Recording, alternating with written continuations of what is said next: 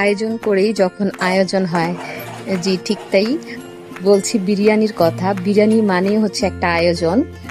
তো আমাদেরও হচ্ছে বিরিয়ানি রান্না হয়েছে এবং খাওয়াও হয়েছে। বিরিয়ানির উৎপত্তি মূলত পারস্যে। বিরিয়ানি শব্দটি মূলত এসেছে ফার্সি শব্দ বিরিয়ান থেকে, যার অর্থ হচ্ছে ভাজা বা চুলায় রান্না করা। এটি ভারতবর্ষে আসে মুঘলদের হাত ধরে। মুঘল আমলে এটি রাজদরবারের বিলাসবহুল খাবার ছিল।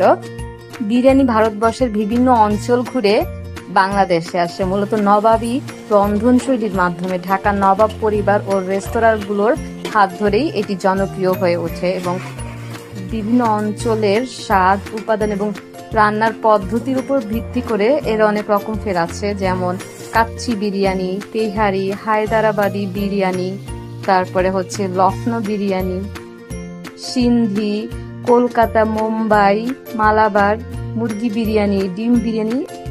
বাংলাদেশে বিশেষ করে কাচ্চি বিরিয়ানিটা অত্যন্ত জনপ্রিয়। তো বিরিয়ানিটা আসলে প্রত্যেকেই পছন্দ করে। এমন আছে যে আমার একটা ফ্রেন্ড আছে, বিরিয়ানি তার এতটাই পছন্দের, সে বিরিয়ানির নাম শুনলে সাথে সাথে হাজির হয়ে যাবে। এমনি হয়তো তার দেখা পাওয়া মুশকিল। আপনার কতটা পছন্দের বিরিয়ানি জানাবেন।